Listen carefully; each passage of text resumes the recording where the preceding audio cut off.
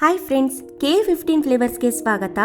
ಇವತ್ತಿನ ವಿಡಿಯೋದಲ್ಲಿ ನಾವು ಈರುಳ್ಳಿ ಬೆಳ್ಳುಳ್ಳಿ ಹಾಕ್ದೇನೆ ತುಂಬ ಕಡಿಮೆ ಐಟಮ್ಸ್ ಯೂಸ್ ಮಾಡಿ ಚಪಾತಿ ಜೊತೆ ಒಂದು ಸೈಡ್ ಡಿಶ್ ರೆಸಿಪಿನ ಶೇರ್ ಮಾಡ್ತಾ ಇದ್ದೀವಿ.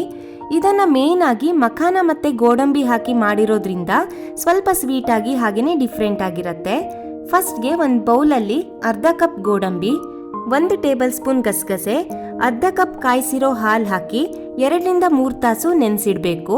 ನೀವಿದನ್ನು ಬೆಳಗ್ಗೆ ತಿಂಡಿಗೆ ಮಾಡ್ಕೊಳ್ಳೋದಾದರೆ ಓವರ್ನೈಟ್ ಕೂಡ ಸೋಕ್ ಮಾಡಿ ಇಟ್ಕೊಳ್ಬೋದು. ಈ ಸಬ್ಜಿ ಸ್ಟಾರ್ಟ್ ಮಾಡೋಕ್ಕೂ ಮೊದಲು ಒಂದು ಬಾಣಲೆಗೆ 1 ಟೀ ಸ್ಪೂನ್ ತುಪ್ಪ ಹಾಕಿ, ತುಪ್ಪ ಬಿಸಿ ಆದಮೇಲೆ 2 ಕಪ್ ಮಖಾನ ಹಾಕಿ ಲೋ ಫ್ಲೇಮ್ನಲ್ಲಿ ಇದು ಗರಿ ಆಗೋ ತನಕ ಹುರಿಬೇಕು. 2 ನಿಮಿಷ ಆದಮೇಲೆ ಮಖಾನ ಕಲರ್ ಚೇಂಜ್ ಆಗಿ ಕ್ರಿಸ್ಪಿ ಆಗ್ತಾ ಬರುತ್ತೆ. ನೋಡಿ, ಇದನ್ನು ಹೀಗೆ ಈ ಥರ ಪ್ರೆಸ್ ಮಾಡಿದಾಗ ಕ್ರಿಸ್ಪಿ ಆಗಿರಬೇಕು. ನೆಕ್ಸ್ಟ್ ಇದನ್ನು ಒಂದು ಪ್ಲೇಟಿಗೆ ಟ್ರಾನ್ಸ್ಫರ್ ಮಾಡಿ ಆರೋದಕ್ಕೆ ಬಿಡಿ. ಈ ಸಬ್ಜಿ ಮಸಾಲಾಗೆ 3 ರಿಂದ 4 ಪೀಸ್ ಅಷ್ಟು ಚಕ್ಕೆ, 4 ರಿಂದ 5 ಲವಂಗ, 1 ಏಲಕ್ಕಿ ಹಾಕಿ ಸ್ವಲ್ಪ ಪುಡಿ ಮಾಡ್ಕೋಬೇಕು. ತುಂಬ ನಯಸ್ಸಾಗಿ ಪುಡಿ ಮಾಡೋದು ಬೇಕಾಗಲ್ಲ. 3 ತಾಸಿನ ನಂತರ ಗೋಡಂಬಿ ಎಲ್ಲ ಸಾಫ್ಟ್ ಆಗಿರುತ್ತೆ. ಇದನ್ನ ಮಿಕ್ಸರ್ಗೆ ಟ್ರಾನ್ಸ್ಫರ್ ಮಾಡಿ ನುಣ್ಣಗೆ ರುಬ್ಬೇಕು. ಈ ರೀತಿ ಗಸಗಸೆ ಎಲ್ಲ ತುಂಬಾ ಚೆನ್ನಾಗಿ ಗ್ರೈಂಡ್ ಆಗಿದ್ರೆ ರುಚಿಯಾಗಿರುತ್ತೆ. ಇವೆಲ್ಲ ರೆಡಿ ಆದ್ಮೇಲೆ ಒಂದು ಬಾಣಲೆಗೆ 2 ಟೀ ಸ್ಪೂನ್ ತುಪ್ಪ ಹಾಕಿ, ತುಪ್ಪ ಬಿಸಿ ಆದ್ಮೇಲೆ 1/4 ಕಪ್ ಕಟ್ ಮಾಡಿ ಇಟ್ಕೊಂಡಿರೋ ಗೋಡಂಬಿ ಹಾಕಿ, ಗೋಡಂಬಿ ಗೋಲ್ಡನ್ ಕಲರ್ ಬರೋ ತನಕ ಲೋ ಟು ಮೀಡಿಯಂ ಫ್ಲೇಮ್ ನಲ್ಲಿ ಹುರಿತಾ ಇದ್ದೀನಿ. ನಂತರ 1 ಟೇಬಲ್ ಸ್ಪೂನ್ ಒಣ ದ್ರಾಕ್ಷಿ, ಹಾಗೇನೆ ನಾವೇನ್ ಮಸಾಲೆ ಪದಾರ್ಥನ ಪುಡಿ ಮಾಡಿ ಇಟ್ಕೊಂಡಿರ್ತೀವಲ್ಲ ಅದನ್ನು ಹಾಕಿ 30 ಸೆಕೆಂಡ್ಸ್ ಫ್ರೈ ಮಾಡ್ತಾ ಇದ್ದೀನಿ. ಇದಾದ್ಮೇಲೆ ಮಿಕ್ಸರ್ ಮಾಡಿರೋ ಗೋಡಂಬಿ ಪೇಸ್ಟ್ ಹಾಕಿ ಕೈ ಬಿಡದೆ ತಿರುಗಿಸ್ತಾ ಇರಬೇಕು. ಇದು ಬಿಸಿ ಆಗ್ತಾ ಬಂದಾಗೇನೆ ಗಟ್ಟಿ ಆಗ್ತಾ ಬರುತ್ತೆ.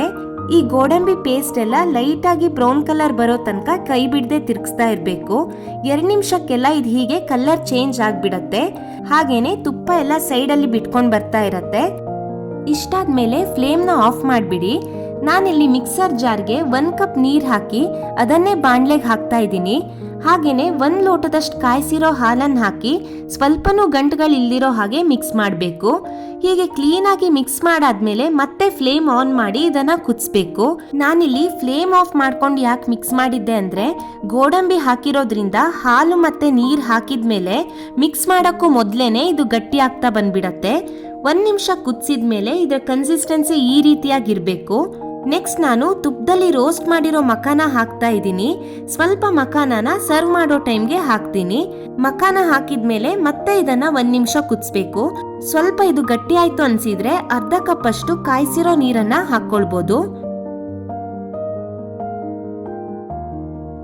ಲಾಸ್ಟ್ ಅಲ್ಲಿ ಅರ್ಧ ಟೀ ಸ್ಪೂನ್ ಉಪ್ಪು, ಅರ್ಧ ಟೀ ಸ್ಪೂನ್ ಸಕ್ಕರೆ, 3/4 ಟೀ ಸ್ಪೂನ್ ಕಾಳುಮೆಣಸಿನ ಪುಡಿ ಹಾಕಿ ಚೆನ್ನಾಗಿ ಮಿಕ್ಸ್ ಮಾಡಿದ್ರೆ ಈ ಸಬ್ಜಿ ರೆಡಿ ಆಗತ್ತೆ.